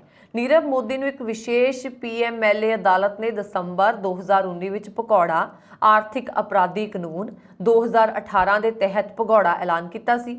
ਪਿਛਲੇ ਦਿਨੀ ਨੀਰਵ ਮੋਦੀ ਨੇ ਕਿਹਾ ਸੀ ਕਿ ਜੇਕਰ ਉਸ ਨੂੰ ਭਾਰਤੀ ਪੁਲਿਸ ਨੇ ਹਵਾਲੇ ਕਰ ਦਿੱਤਾ ਗਿਆ ਤਾਂ ਉਹ ਜਿਉਂਦਾ ਨਹੀਂ ਰਹਿ ਸਕੇਗਾ। ਲੰਡਨ ਦੀ ਜੇਲ੍ਹ ਵਿੱਚ ਕੈਦ ਨੀਰਵ ਨੇ ਮਨੋਵਿਗਿਆਨੀਆਂ ਨੂੰ ਕਿਹਾ ਕਿ ਜੇਕਰ ਉਸ ਨੂੰ ਭਾਰਤ ਹਵਾਲੇ ਕੀਤਾ ਗਿਆ ਤਾਂ ਜਾਂ ਤਾਂ ਉਸ ਨੂੰ ਮਾਰ ਦਿੱਤਾ ਜਾਏਗਾ ਜਾਂ ਉਹ ਖੁਦਕੁਸ਼ੀ ਕਰ ਲਏਗਾ। ਉਸਨੇ ਦੱਸਿਆ ਕਿ ਆਖਰਕਾਰ ਮੈਨੂੰ ਜੇਲ੍ਹ ਵਿੱਚ ਹੀ ਮਰਨਾ ਪਿਆ।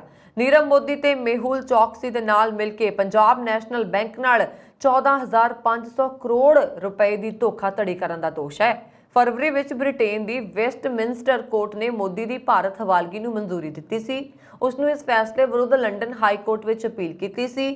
ਭਾਰਤ ਲਿਆਉਣ ਤੋਂ ਬਾਅਦ ਉਸ ਨੂੰ ਬੰਬਈ ਦੀ ਆਰਥਰ ਰੋਡ ਜੇਲ੍ਹ ਦੀ ਬੈਰਕ ਨੰਬਰ 12 ਵਿੱਚ ਰੱਖਿਆ ਜਾਏਗਾ। ਕੇਵਲ 45 ਦਿਨਾਂ ਵਿੱਚ ਗਲਤ ਆਰਥਿਕ ਫੈਸਲਿਆਂ ਤੇ ਮਹੱਤਵਪੂਰਨ ਨੇਤਾਵਾਂ ਦੇ ਅਸਤੀਫਿਆਂ ਨੇ ਬ੍ਰਿਟਿਸ਼ ਪ੍ਰਧਾਨ ਮੰਤਰੀ ਦੀ ਕੁਰਸੀ ਵਿੱਚ ਲਿਜ਼ ਟਰਸ ਦੀ ਪਾਰੀ ਨੂੰ ਖਤਮ ਕਰ ਦਿੱਤਾ ਹੈ। ਨਵੇਂ ਪ੍ਰਧਾਨ ਮੰਤਰੀ ਦੇ ਅਹੁਦਾ ਸੰਭਾਲਣ ਤੱਕ ਟਰਸ ਫਿਲਹਾਲ ਦੇਖਭਾਲ ਕਰਨ ਵਾਲੇ ਪ੍ਰਧਾਨ ਮੰਤਰੀ ਬਣੇ ਰਹਿਣਗੇ, ਪਰ ਉਹਨਾਂ ਦੇ ਐਲਾਨ ਨੇ ਬਰਤਾਨੀਆ ਲਈ ਸਿਆਸੀ ਸੰਕਟ ਹੋਰ ਡੂੰਘਾ ਕਰ ਦਿੱਤਾ, ਜੋ ਤੇਜ਼ੀ ਨਾਲ ਵੱਧ ਰਹੀ ਸਰਦੀ ਅਤੇ ਅਸਮਾਨ ਛੂ ਰਹੀਆਂ ਗੈਸ ਦੀਆਂ ਕੀਮਤਾਂ ਨਾਲ ਜੂਝ ਰਿਹਾ।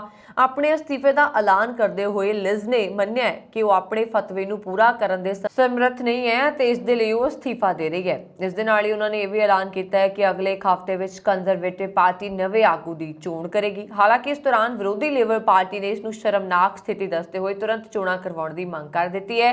ਕੰਜ਼ਰਵੇਟਿਵ ਪਾਰਟੀ ਵਿੱਚ ਲਿਜ਼ ਟਰਸ ਤੋਂ ਬਾਅਦ ਦੂਜੇ ਸਥਾਨ ਤੇ ਰਹਿਣ ਵਾਲੇ ਰਿਸ਼ੀ ਸੁਨਕ ਦੇ ਮਜ਼ਬੂਤ ਦਾਅਵੇ ਤੋਂ ਲੈ ਕੇ ਸਾਬਕਾ ਪ੍ਰਧਾਨ ਮੰਤਰੀ ਬੋਰਿਸ ਜੌਨਸਨ ਦੀ ਇੱਕ ਵਾਰ ਫਿਰ ਪ੍ਰਧਾਨ ਮੰਤਰੀ ਅਹੁਦੇ ਤੇ ਵਾਪਸੀ ਤੱਕ ਹਰ ਸੰਭਾਵਨਾ ਦੀ ਗੱਲ ਕੀਤੀ ਜਾ ਰਹੀ ਹੈ। ਵੈਸੇ ਵੀ ਟਰਸ ਨੂੰ ਸਾਬਕਾ ਪ੍ਰਧਾਨ ਮੰਤਰੀ ਬੋਰਿਸ ਜੌਨਸਨ ਦਾ ਕਰੀਬੀ ਮੰਨਿਆ ਜਾਂਦਾ ਹੈ। 28 ਅਕਤੂਬਰ ਤੱਕ ਅੰਦਰੂਨੀ ਚੋਣ ਅਭਿਆਸ ਨੇਤਾ ਦੀ ਚੋਣ ਦੇ ਤਸਵੀਰ ਸਾਫ਼ ਕਰ ਦੇਗਾ, ਪਰ ਇਹ ਤੈਅ ਹੈ ਕਿ ਬ੍ਰਿਟੇਨ ਦੀ ਸਰਕਾਰ ਅਤੇ ਇਸ ਦਾ ਖਜ਼ਾਨਾ 2 ਮਹੀਨਿਆਂ ਬਾਅਦ ਹੋਰ ਕਮਜ਼ੋਰ ਸਥਿਤੀ ਵਿੱਚ ਖੜਾ ਦਿਖਾਈ ਦਿੰਦਾ ਹੈ। ਬ੍ਰਿਟੇਨ ਦੇ ਸਭ ਤੋਂ ਘੱਟ ਸਮੇਂ ਤੱਕ ਪ੍ਰਧਾਨ ਮੰਤਰੀ ਦੀ ਜ਼ਿੰਮੇਵਾਰੀ ਨਿਭਾਉਣ ਤੋਂ ਬਾਅਦ ਅਸਤੀਫਾ ਦੇਣ ਤੋਂ ਪਹਿਲਾਂ ਟਰਸ ਨੇ ਇੱਕ ਦਿਨ ਪਹਿਲਾਂ ਹੀ ਸੰਸਦ 'ਚ ਕਿਹਾ ਸੀ ਕਿ ਉਹ ਯੋਧਾ ਹੈ ਅਤੇ ਅਸਤੀਫਾ ਨਹੀਂ ਦੇਗੀ, ਪਰ ਸਿਰਫ 24 ਘੰਟਿਆਂ ਵਿੱਚ ਤਸਵੀਰ ਬਦਲ ਗਈ। ਉਹਨਾਂ ਨੂੰ 10 ਡਾਊਨਿੰਗ ਸਟਰੀਟ ਸਥਿਤ ਸਰਕਾਰੀ ਰਿਹਾਇਸ਼ ਦੇ ਬਾਹਰ ਮੀਡੀਆ ਕੈਮਰਿਆਂ ਦੇ ਸਾਹਮਣੇ ਆਪਣੇ ਅਸਤੀਫੇ ਦਾ ਐਲਾਨ ਕਰਨਾ ਪਿਆ। ਅਜਿਹੇ 'ਚ ਸਵਾਲ ਉੱਠਣਾ ਲਾਜ਼ਮੀ ਹੈ ਕਿ ਆਖਰ ਅਜਿਹਾ ਕੀ ਹੋਇਆ ਕਿ ਟਰਸ ਨੂੰ ਅਸਤੀਫਾ ਦੇਣਾ ਪਿਆ। ਇਸ ਦੀ ਜੜ ਵਿੱਚ ਕੁਝ ਪੁਰਾਣੇ ਅਤੇ ਕੁਝ ਨਵੇਂ ਕਾਰਨ ਨੇ। ਉਹਨਾਂ ਨੂੰ ਇਹ ਕੁਰਸੀ ਬੋਰਿਸ ਜੌਨਸਨ ਦੇ ਅਸਤੀਫੇ ਨਾਲ ਮਿਲੀ ਹੈ, ਜੋ ਜੂਨ ਅਤੇ ਜੁਲਾਈ 2022 ਦਰਮਿਆਨ ਪਾਰਟੀਗੇਟ ਅਤੇ ਕ੍ਰਿਸ ਪਿੰਚਰ ਵਿਵਾਦ ਵਰਗੇ ਮਾਮਲਿਆਂ 'ਚ ਘਿਰੇ ਹੋਏ ਸਨ। ਇਸ ਦੇ ਨਾਲ ਹੀ ਬ੍ਰਿਟੇਨ ਵਿੱਚ ਵੱਧਦੀ ਮਹਿੰਗਾਈ ਅਤੇ ਆਰਥਿਕ ਨੀਤੀਆਂ ਨੂੰ ਲੈ ਕੇ ਵੱਧ ਰਹੀ ਨਾਰਾਜ਼ਗੀ ਨੇ ਜੌਨਸਨ ਦੇ ਕਾਰਜਕਾਲ ਦਾ ਰਾਹ ਰੋਕ ਦਿੱਤਾ। ਅਜਿਹੇ 'ਚ ਲੰਬੀ ਅੰਦਰੂਨੀ ਚੋਣ ਅਭਿਆਸ ਤੋਂ ਬਾਅਦ 5 ਸਤੰਬਰ ਨੂੰ ਲਿਜ਼ ਟਰਸ ਨੇ ਭਾਰਤੀ ਮੂਲ ਦੇ ਰਿਸ਼ੀ ਸੁਨਕ ਨੂੰ ਹਰਾ ਕੇ ਕੰਜ਼ਰਵੇਟਿਵ ਪਾਰਟੀ ਦੇ ਮੁਖੀ ਦਾ ਅਹੁਦਾ ਜਿੱਤ ਲਿਆ ਅਤੇ ਪ੍ਰਧਾਨ ਮੰਤਰੀ ਬਣ ਗਏ। ਲਿਜ਼ ਟਰਸ ਦੇ ਪ੍ਰਧਾਨ ਮੰਤਰੀ ਬਣਨ ਦੇ 2 ਦਿਨ ਦੇ ਅੰਦਰ ਬ੍ਰਿਟੇਨ ਨੂੰ ਵੱਡਾ ਝਟਕਾ ਲੱਗਾ ਤੇ ਉਹਨਾਂ ਨੂੰ ਨਿਯੁਕਤ ਕਰਨ ਵਾਲੀ ਮਹਾਰਾਣੀ ਐਲਿਜ਼ਾਬੈਥ ਦੀ ਮੌਤ ਹੋ ਗਈ। ਅਜਿਹੇ 'ਚ ਪ੍ਰਧਾਨ ਮੰਤਰੀ ਵਜੋਂ ਟਰੱਸਟ ਦੀ ਪਹਿਲੀ ਵੱਡੀ ਜ਼ਿੰਮੇਵਾਰੀ ਮਹਾਰਾਣੀ ਐਲਿਜ਼ਾਬੈਥ ਦਾ ਅੰਤਿਮ ਸੰਸਕਾਰ ਸੀ, ਜਿਸ ਲਈ ਦੁਨੀਆ ਦੇ ਕਈ ਦੇਸ਼ਾਂ ਦੇ ਮੁਖੀ ਬ੍ਰਿਟੇਨ ਪਹੁੰਚੇ। ਈਰਾਨ ਦੇ ਇੱਕ ਸਕੂਲ ਵਿੱਚ ਦੇਸ਼ ਦੇ ਸਰਵਉੱਚ ਨੇਤਾ ਆਇਤੁੱਲਾ ਅਲੀ ਖਾਮਨੇਈ ਦੇ ਸਨਮਾਨ ਵਿੱਚ ਗਾਣਾ ਗਾਉਣ ਤੋਂ ਨਾ ਕਰਨ ਤੇ ਇੱਕ 16 ਸਾਲਾ ਵਿਦਿਆਰਥਣ ਦਾ ਜ਼ਮਾਤ ਵਿੱਚ ਕੁੱਟ-ਕੁੱਟ ਕੇ ਕਤਲ ਕਰ ਦਿੱਤਾ ਗਿਆ। ਕਤਲ ਦਾ ਦੋਸ਼ ਸੁਰੱਖਿਆ ਫੋਰਸਾਂ ਤੇ ਲੱਗਾ ਹੈ। ਇਹ ਘਟਨਾ ਪਿਛਲੇ ਹਫ਼ਤੇ ਦੀ ਹੈ, ਪਰ ਜਾਣਕਾਰੀ ਹੁਣ ਸਾਹਮਣੇ ਆਈ ਹੈ। ਰਿਪੋਰਟ ਦੇ ਮੁਤਾਬਕ ਉੱਤਰ ਪੱਛਮੀ ਅਰਦਬੀਲ ਸ਼ਹਿਰ ਵਿੱਚ ਸ਼ਹੀਦ ਗਰਲਜ਼ ਹਾਈ ਸਕੂਲ ਵਿੱਚ ਛਾਪੇਮਾਰੀ ਦੌਰਾਨ ਇਹ ਘਟਨਾ ਵਾਪਰੀ। ਹਾਲਾਂਕਿ ਅਧਿਕਾਰੀਆਂ ਨੇ ਵਿਦਿਆਰਥਣ ਦੀ ਮੌਤ ਦੀ ਜ਼ਿੰਮੇਵਾਰੀ ਲੈਣ ਤੋਂ ਨਾ ਕੀਤੀ ਹੈ। ਵਿਦਿਆਰਥਣਾਂ ਦੀ ਮੌਤ ਅਜਿਹੇ ਸਮੇਂ ਹੋਈ ਹੈ ਜਦੋਂ ਈਰਾਨ ਵਿੱਚ ਹਿਜਾਬ ਵਿਰੋਧੀ ਪ੍ਰਦਰਸ਼ਨ ਚੱਲ ਰਹੇ ਨੇ। ਪੂਰੇ ਦੇਸ਼ ਵਿੱਚ ਥਾਂ-ਥਾਂ ਤੇ ਪ੍ਰਦਰਸ਼ਨ ਹੋ ਰਹੇ ਨੇ। ਪਹਿਲਾਂ ਹੀ 22 ਸਾਲ ਦੀ ਮਹਾਸਾ ਅਮੀਨੀ ਦੀ ਹਿਰਾਸਤ ਵਿੱਚ ਮੌਤ ਤੋਂ ਬਾਅਦ ਪੂਰੇ ਦੇਸ਼ ਵਿੱਚ ਔਰਤਾਂ ਸਰਕਾਰ ਦੇ ਖਿਲਾਫ ਸੜਕ ਤੇ ਉਤਰੀਆਂ ਹੋਈਆਂ ਨੇ। ਈਰਾਨ ਪੁਲਿਸ ਤੇ ਦੋਸ਼ ਹੈ ਕਿ ਉਸ ਦੀ ਹਿਰਾਸਤ ਵਿੱਚ ਅਮੀਨੀ ਦੀ ਮੌਤ ਹੋਈ ਸੀ। ਈਰਾਨ ਵਿੱਚ ਹਿਜਾਬ ਦੇ ਖਿਲਾਫ ਹੋ ਰਹੇ ਪ੍ਰਦਰਸ਼ਨਾਂ ਨੂੰ ਦਬਾਉਣ ਲਈ ਪੁਲਿਸ ਨਾਬਾਲਗਾਂ ਉੱਤੇ ਜ਼ੁਲਮ ਕਰ ਰਹੀ ਹੈ। 15 ਸਾਲਾ ਸਕੂਲੀ ਲੜਕੀ ਅਸਰਾ ਪਨਾਹੀ ਦੀ ਬੁੱਧਵਾਰ ਨੂੰ ਪੁਲਿਸ ਦੁਆਰਾ ਕੁੱਟਮਾਰ ਤੋਂ ਬਾਅਦ ਮੌਤ ਹੋ ਗਈ। ਅਸਰਾ ਉਹਨਾਂ ਕੁਝ ਲੜਕੀਆਂ ਵਿੱਚੋਂ ਇੱਕ ਸੀ ਜਿਸ ਨੇ ਸੁਪਰੀਮ ਲੀਡਰ ਦੀ ਤਾਰੀਫ ਵਿੱਚ ਗਾਉਣ ਤੋਂ ਇਨਕਾਰ ਕਰ ਦਿੱਤਾ ਸੀ। ਇਸ ਤੋਂ ਪਹਿਲਾਂ 9 ਅਕਤੂਬਰ ਨੂੰ 16 ਸਾਲਾ ਅਬਲੋਜ਼ੋਫਲ ਨੂੰ ਪੁਲਿਸ ਨੇ ਗੋਲੀ ਮਾਰ ਦਿੱਤੀ ਸੀ। ਮੀਡੀਆ ਰਿਪੋਰਟਾਂ ਦੇ ਮੁਤਾਬਕ ਪੁਲਿਸ ਨੇ ਅਬਲੋਜ਼ਫਲ ਨੂੰ ਮੀਟਰ ਤੋਂ ਗੋਲੀ ਮਾਰੀ। 1 ਮੀਟਰ ਦੂਰ ਤੋਂ ਕਿਡਨੀ ਅਤੇ ਲੀਵਰ ਖਰਾਬ ਹੋਣ ਕਾਰਨ ਉਸ ਦੀ ਮੌਤ ਹੋ ਗਈ। Iran human rights activist news agency ਦੇ ਮੁਤਾਬਕ ਸੁਰੱਖਿਆ ਬਲਾਂ ਵੱਲੋਂ ਹੁਣ ਤੱਕ 244 ਪ੍ਰਦਰਸ਼ਨਕਾਰੀ ਮਾਰੇ ਜਾ ਚੁੱਕੇ ਨੇ। ਇਨ੍ਹਾਂ ਵਿੱਚ 32 ਬੱਚੇ ਵੀ ਸ਼ਾਮਲ ਨੇ। 12500 ਲੋਕਾਂ ਨੂੰ ਜੇਲ੍ਹ ਵਿੱਚ ਬੰਦ ਕੀਤਾ ਗਿਆ ਹੈ। ਇਨ੍ਹਾਂ ਵਿੱਚ ਜ਼ਿਆਦਾਤਰ ਨੌਜਵਾਨ ਨੇ। ਵਿਦਿਆਰਥੀਆਂ ਦੇ ਧਰਨੇ ਵਿੱਚ ਸ਼ਾਮਲ ਹੋਣ ਤੋਂ ਬਾਅਦ ਪੁਲਿਸ ਨੇ ਪ੍ਰਦਰਸ਼ਨਕਾਰੀਆਂ ਖਿਲਾਫ ਕਾਰਵਾਈ ਤੇਜ਼ ਕਰ ਦਿੱਤੀ ਹੈ। ਇਸ ਤਹਿਤ ਪੁਲਿਸ ਨੇ 13 ਅਕਤੂਬਰ ਨੂੰ ਅਰਦਾਬਿਲਜ਼ ਤੇ ਛਾਪਾ ਮਾਰਿਆ ਸੀ। ਵਿਦਿਆਰਥੀਆਂ ਨੂੰ ਈਰਾਨ ਦੇ ਸੁਪਰੀਮ ਲੀਡਰ ਆਇਤੁੱਲਾ ਖੋਮੇਨੀ ਦੇ ਸਨਮਾਨ ਵਿੱਚ ਗੀਤ ਗਾਉਣ ਲਈ ਕਿਹਾ ਗਿਆ। ਗਾਉਣ ਤੋਂ ਇਨਕਾਰ ਕਰਨ ਵਾਲੇ 7 ਵਿਦਿਆਰਥੀਆਂ ਨੂੰ ਕੁੱਟਿਆ ਗਿਆ। ਅਸਰਾ ਉਹਨਾਂ ਵਿੱਚੋਂ ਇੱਕ ਸੀ। ਪੁਲਿਸ ਨੇ 10 ਬੱਚਿਆਂ ਨੂੰ ਵੀ ਗ੍ਰਿਫਤਾਰ ਕੀਤਾ ਸੀ। ਮੀਡੀਆ ਰਿਪੋਰਟਾਂ ਦੇ ਮੁਤਾਬਕ ਅਸਰਾ ਦਾ ਇਲਾਜ ਕਰ ਰਹੇ ਡਾਕਟਰ ਨੇ ਦੱਸਿਆ ਕਿ ਉਸ ਦੀ ਮੌਤ ਜ਼ਿਆਦਾ ਖੂਨ ਵਹਿਣ ਕਾਰਨ ਹੋਈ ਹੈ। ਵਿਦਿਆਰਥੀ ਦੀ ਮੌਤ ਤੋਂ ਅਰਦਾਬਿਲ ਦੇ ਸੰਸਦ ਮੈਂਬਰ ਕਾਜ਼ਮ ਮੌਸਾਵਿਕ ਨੇ ਕਿਹਾ, ਅਸਰਾ ਦੀ ਮੌਤ ਲਈ ਈਰਾਨ ਦੀ ਸੁਰੱਖਿਆ ਫੋਰਸ ਜ਼ਿੰਮੇਵਾਰ ਨਹੀਂ ਹੈ। ਸੁਪਰੀਮ ਕੋਰਟ ਨੇ ਵੀਰਵਾਰ ਨੂੰ ਭਾਜਪਾ ਦੇ ਸੰਸਦ ਮੈਂਬਰ ਮਨੋਜ ਤਿਵਾੜੀ ਦੀ ਉਸ ਪਟੀਸ਼ਨ ਨੂੰ ਖਾਰਿਜ ਕਰ ਦਿੱਤਾ ਜਿਸ ਵਿੱਚ ਦਿੱਲੀ 'ਚ ਪਟਾਕਿਆਂ ਤੇ ਪਾਬੰਦੀ ਨੂੰ ਚੁਣੌਤੀ ਦੇਣ ਵਾਲੀ ਪਟੀਸ਼ਨ ਤੇ ਤੁਰੰਤ ਸੁਣਵਾਈ ਦੀ ਮੰਗ ਕੀਤੀ ਗਈ ਸੀ। ਸੁਪਰੀਮ ਕੋਰਟ ਨੇ ਕਿਹਾ ਕਿ ਲੋਕਾਂ ਨੂੰ ਸਾਫ਼ ਹਵਾ 'ਚ ਸਾਹ ਲੈਣ ਦਿਓ, ਮਠਿਆਈਆਂ ਤੇ ਆਪਣਾ ਪੈਸਾ ਖਰਚ ਕਰ ਲਓ। ਇਸ ਤੋਂ ਪਹਿਲਾਂ ਦਿਨ ਵਿੱਚ ਦਿੱਲੀ ਹਾਈ ਕੋਰਟ ਨੇ ਸੁਪਰੀਮ ਕੋਰਟ ਦੇ ਸਾਹਮਣੇ ਪਟਾਕਿਆਂ ਨਾਲ ਜੁੜੇ ਮੁੱਦਿਆਂ ਦਾ ਹਵਾਲਾ ਦਿੰਦੇ ਹੋਏ ਦਿੱਲੀ ਪ੍ਰਦੂਸ਼ਣ ਕੰਟਰੋਲ ਕਮੇਟੀ ਦੀ ਹਰ ਤਰ੍ਹਾਂ ਦੇ ਪਟਾਕਿਆਂ ਦੀ ਵਿਕਰੀ ਅਤੇ ਵਰਤੋਂ ਤੇ ਪੂਰਨ ਪਾਬੰਦੀ ਨੂੰ ਚੁਣੌਤੀ ਦੇਣ ਵਾਲੀ ਪਟੀਸ਼ਨ ਤੇ ਵਿਚਾਰ ਕਰਨ ਤੋਂ ਇਨਕਾਰ ਕਰ ਦਿੱਤਾ ਸੀ। ਪਟੀਸ਼ਨਕਰਤਾਵਾਂ ਨੇ ਕਿਹਾ ਸੀ ਕਿ DPCC ਵੱਲੋਂ 14 ਸਤੰਬਰ ਨੂੰ ਲਗਾਈ ਗਈ ਆਖਰੀ ਮਿੰਟ ਦੀ ਪਾਬੰਦੀ ਮਨਮਾਨੀ ਅਤੇ ਗੈਰ ਕਾਨੂੰਨੀ ਹੈ ਅਤੇ ਇਸ ਨਾਲ ਉਹਨਾਂ ਦੀ ਰੋਜ਼ੀ ਰੋਟੀ ਤੇ ਮਾੜਾ ਅਸਰ ਪੈਂਦਾ ਹੈ। ਇੱਕ ਦਿਨ ਪਹਿਲਾਂ ਦਿੱਲੀ ਦੇ ਵਾਤਾਵਰਣ ਮੰਤਰੀ ਗੋਪਾਲ ਰਾਏ ਨੇ ਕਿਹਾ ਸੀ ਕਿ ਕੌਮੀ ਰਾਜਧਾਨੀ ਵਿੱਚ ਪਟਾਕਿਆਂ ਦਾ ਨਿਰਮਾਣ, ਸਟੋਰ ਕਰਨਾ ਅਤੇ ਵੇਚਣਾ ਇੱਕ ਸਜ਼ਾਯੋਗ ਅਪਰਾਧ ਹੈ ਅਤੇ ਇਸ ਦੇ ਲਈ 5000 ਰੁਪਏ ਤੱਕ ਦਾ ਜੁਰਮਾਨਾ ਹੈ ਅਤੇ 3 ਸਾਲ ਦੀ ਕੈਦ ਹੋ ਸਕਦੀ ਹੈ। ਪਟਾਕੇ ਖਰੀਦਣ ਅਤੇ ਫੂਕਣ ਤੇ 200 ਰੁਪਏ ਜੁਰਮਾਨਾ ਹੈ ਅਤੇ 6 ਮਹੀਨੇ ਦੀ ਕੈਦ ਦੀ ਸਜ਼ਾ ਵੀ ਹੋਏਗੀ। ਇਨ੍ਹਾਂ ਉਪਵਾਵਾਂ ਦਾ ਉਦੇਸ਼ ਤਿਉਹਾਰ ਦੇ ਸੀਜ਼ਨ ਦੌਰਾਨ ਹਵਾ ਪ੍ਰਦੂਸ਼ਣ ਨੂੰ ਰੋਕਣਾ ਹੈ ਕਿਉਂਕਿ ਇਸ ਨਾਲ ਹਵਾ ਦੀ ਕੁਆਲਿਟੀ ਕਾਫੀ ਵਿਗੜ ਜਾਂਦੀ ਹੈ। ਇਹ ਸਨ ਹੁਣ ਤੱਕ ਦੀਆਂ ਖਬਰਾਂ। ਮੈਨੂੰ ਵਰੁਣ ਕੌਰ ਮਾਨ ਨੂੰ ਦਿਓ ਆਗਿਆ। ਹੋਰ ਖਬਰਾਂ ਦੇ ਲਈ ਸਾਡਾ YouTube ਚੈਨਲ ਪੰਜਾਬ ਮੇਲ USA TV ਜ਼ਰੂਰ ਸਬਸਕ੍ਰਾਈਬ ਕਰੋ। ਸਤਿ ਸ਼੍ਰੀ ਅਕਾਲ।